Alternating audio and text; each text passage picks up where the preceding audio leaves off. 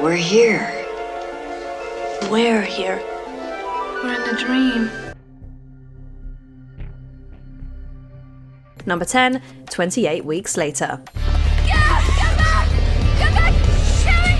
Gas! Get in the car! What makes a great horror sequel? For that matter, how far should future installments differentiate themselves from the OG? 28 Weeks Later couldn't feel more removed from its predecessor, Danny Boyle's 28 Days Later. This sequel from director Juan Carlos Fresnadillo feels in line with audience expectations for a more typical zombie outbreak scenario. Sally, there's no time! Sally, come on! For God's sake, go!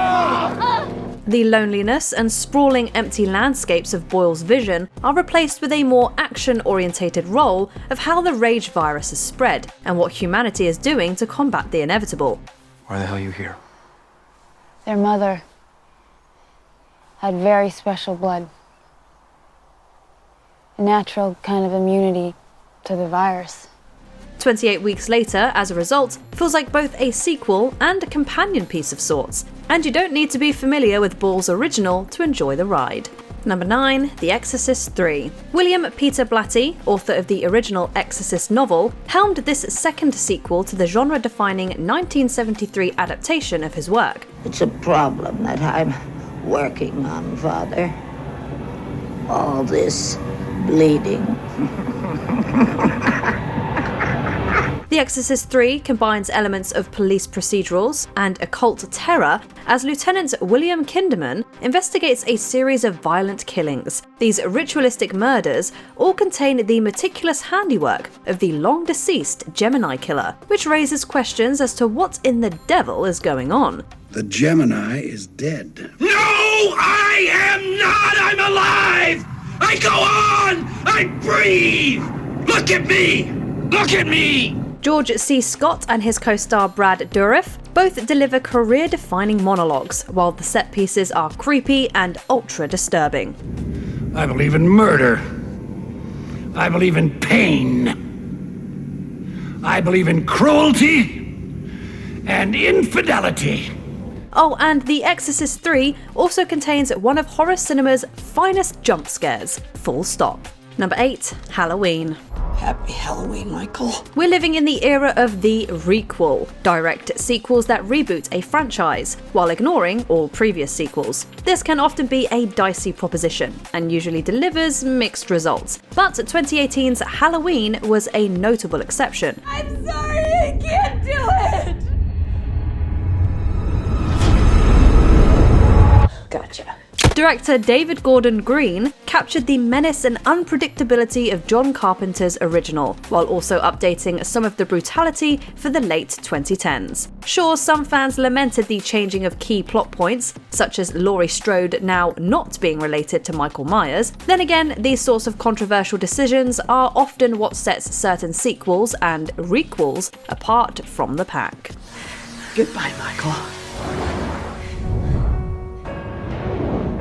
Number 7, Scream 2. Wes Craven's original Scream wasn't the first film to contain meta-commentary about slasher cinema, but it's arguably one of the most influential. Never, ever, ever, under any circumstances say, I'll be right back. Because you won't be back. I'm getting another beer. You want one?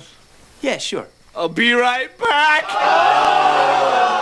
Its 1997 sequel, Scream 2, also has a lot of fun dissecting and deconstructing many of the tropes that we love within the genre. Are you suggesting that someone's trying to make a real-life sequel? Stab 2? Who'd want to do that? Sequels suck. No, wow. Come on, man. Oh, please, please. By definition alone, they're inferior films. Screenwriter Kevin Williamson pokes gentle fun at the horror sequel's reputation for diminishing returns, while at the same time employing some black humour amidst all of the grisly slayings. The production of Scream 2 was complicated and chaotic, but the end results speak for themselves. I've got my whole defense planned out. I'm gonna blame the movies. It's pretty cool, huh? It hasn't been done before. Number 6, Dr. Sleep. The task of creating a sequel to Stanley Kubrick's landmark adaptation of Stephen King's The Shining couldn't have been easy.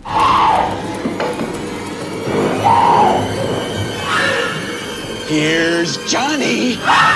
Writer-director Mike Flanagan had some gigantic shoes to fill, yet many fans couldn't wait to step back into the Overlook Hotel for another trip into darkness. Dr. Sleep isn't without its problems. You said you'd come back.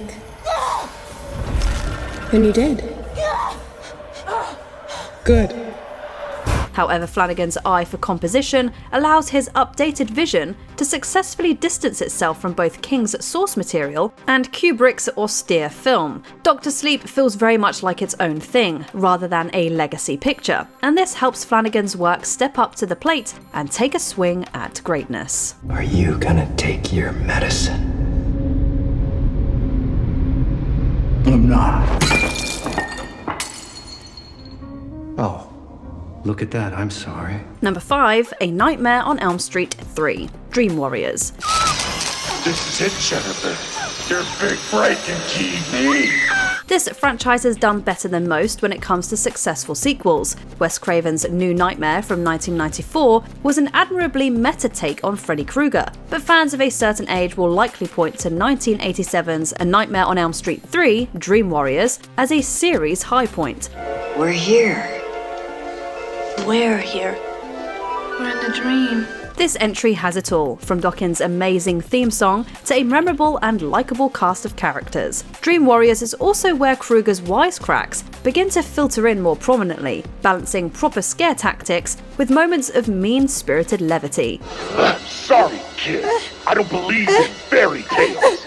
We celebrate a lot of the Nightmare sequels, but Dream Warriors stands the test of time when it comes to rewatchability. Number 4, Bride of Frankenstein. Back in 1935, the genre of horror sequels was in its infancy, with filmmakers still testing the waters in regards to what they could achieve. This makes Bride of Frankenstein all the more amazing to watch today, since it gets so many things correct, right from the jump. The cunning of Frankenstein and his mountain laboratory, taking dead men apart and building up a human monster.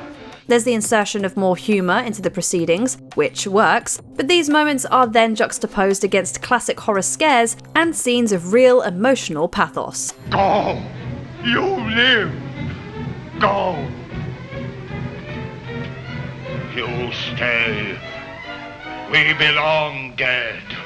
Meanwhile, Elsa Lanchester's portrayal of the titular bride is nothing short of iconic, a word that's tossed around a lot, but which definitely fits the bill here. She hates me. Bride of Frankenstein is truly as good as everyone says it is. Number 3, Evil Dead 2. There's something out there.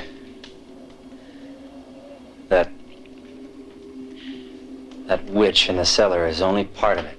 Writer-director Sam Raimi and co-writer Scott Spiegel could have easily rehashed their gruesome horror masterpiece, The Evil Dead, for a quick cash-in sequel. We probably wouldn't be talking about either Evil Dead 2 or 1992's Army of Darkness if they had done that, however. That's because Evil Dead 2 instead chooses to revisit that cabin in the woods with a knowing sense of humour to go along with all of the red stuff. What do you say we have some champagne, eh, baby? Huh? Sure.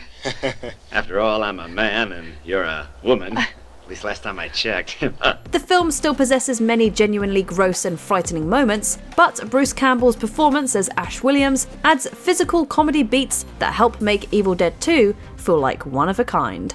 Hail he who has come from the skies to deliver us from the terrors of the Deadites! Hail! Hail! Number 2, Dawn of the Dead. George A. Romero helped change the game with his original Night of the Living Dead, while also delivering 2 sequels that cemented his reputation as a legend. 1985's Day of the Dead was outstanding, but 1978's Dawn of the Dead is perhaps the perfect zombie movie, full stop. Can't they smash the glass? Safety stuff. Put it in the structure. They got no leverage under the truck. Hoping they'll just go away after they find they can't get in. Much has been said about the film's intended or not commentary about commercialism, but beyond this, Dawn of the Dead has become a tentpole for the genre.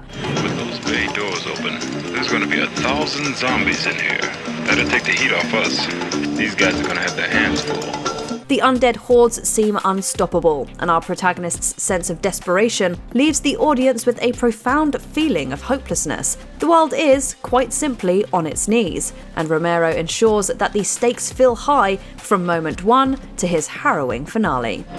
How much fuel do we have? Not much. All right. Before we unveil our top pick, here are a few honourable mentions. Saw X, a long-anticipated direct sequel to the original Saw. Please don't kill me. That's the last thing that you should be worried about. Now, I want to play a game. A Quiet Place Part 2. Don't speak, don't breathe, or else. Give me the key. Jesse's boys are coming back. My family. All right, listen to me. I have to get back to my family.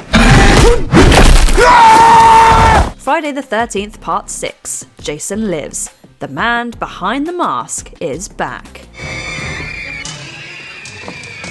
Megan, no! The Conjuring 2.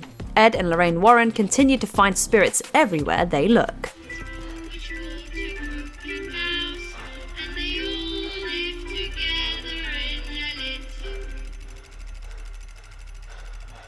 The Texas Chainsaw Massacre 2. Thrills, chills, and laughs. The Saw is family. You had to find out about it, didn't you? You just couldn't leave it alone. If you wanted to know about it so bad, why didn't you ask me? You want to know about it? Number 1. Aliens. Get away from her, you bitch! The argument over whether Ridley Scott's original Alien is science fiction or horror could also be applied to its sequel, but ultimately it doesn't really matter, because James Cameron's blockbuster sequel is a beautiful example of both genres: scary, action-packed, and futuristic. I ordered to hold fire. Coming out of the goddamn wall! Look! If the first Alien emphasizes isolation and fear, then Aliens underlines the hopelessness humanity feels against the xenomorphs as opponents. Heck, Hudson says as much himself. It's game over for almost everyone in Aliens. That's it, man. Game over, man. It's game over. The audience, of course, reaps the cinematic rewards of this relentless, high-octane thrill ride. What's your favourite horror sequel? Do you like any more than the original? Let us know in the comments. I loved every minute of it. Did you enjoy this video? Check out these other clips from Watch Mojo, and be sure to subscribe and ring the bell to be notified about our latest videos.